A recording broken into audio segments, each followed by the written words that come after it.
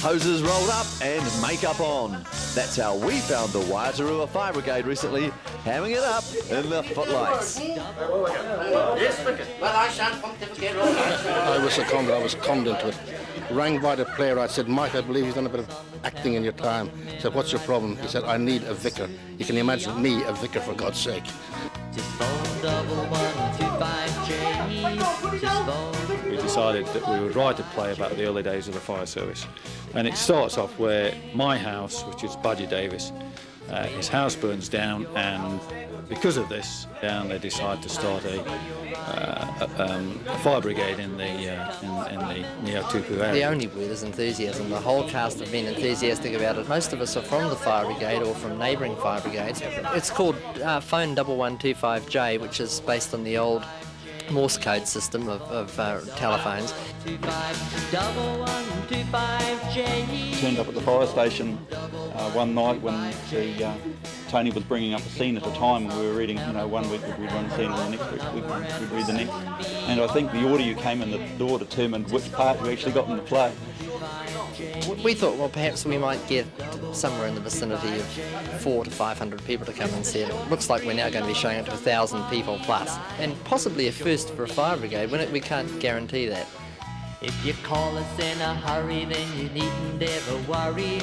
Well, I'm Mary, and I'm madly in love with the head of the fire brigade, who's I thought, and I'm a real ditz, and really all I'm interested in is getting together with him, and that's what I try to do through the whole play. I got roped into this by my wife, because I was asked a lot to come along and help out. I'm elected to be the superintendent of the fire brigade, which we are forming, and so I try to get them into the best firefighting crew as I can, without much success. We've had the group that's formed. In amongst that, we've had a little dispute amongst the two chicks that are on the show. Bloody hell, he's got two of them at once!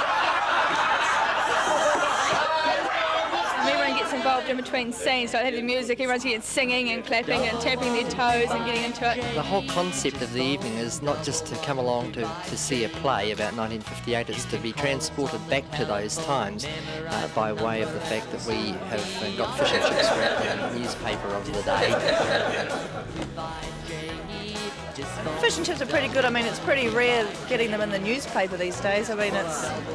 Especially at Auckland Star from 1959. Yeah. 1959. We have a few comments, please, about the show. Oh, come on, take it easy, David. I think it's really good. It's better than I actually thought. And I remember the fires up here. I remember the Dutch Kiwi get burning down. I used to work there as a waiter, so it's nice big memories. Betty, if you ever come in here and disturb me when I'm on parade again, I'll spank you. It's a top show, really, in its own way. It's sort of light entertainment that tells a story, and it's really making people laugh. So I think that we've done an excellent job. I've loved it so much that I said, "Yep, right. As soon as the play's finished, you can put me in a uniform, and if it's suitable, and I'll run around. What is it? Chasing the Sheilas." No, the engine. We had two rehearsals in a row where there was a call out and 2/3 of the cast disappeared out the door very rapidly to go and put out a couple of burning cars. I am so totally impressed that here are our local fire brigade guys. I come to all the plays and I've seen all the actors, and here are the guys who are the local Joe Blow public, finally becoming Hollywood stars.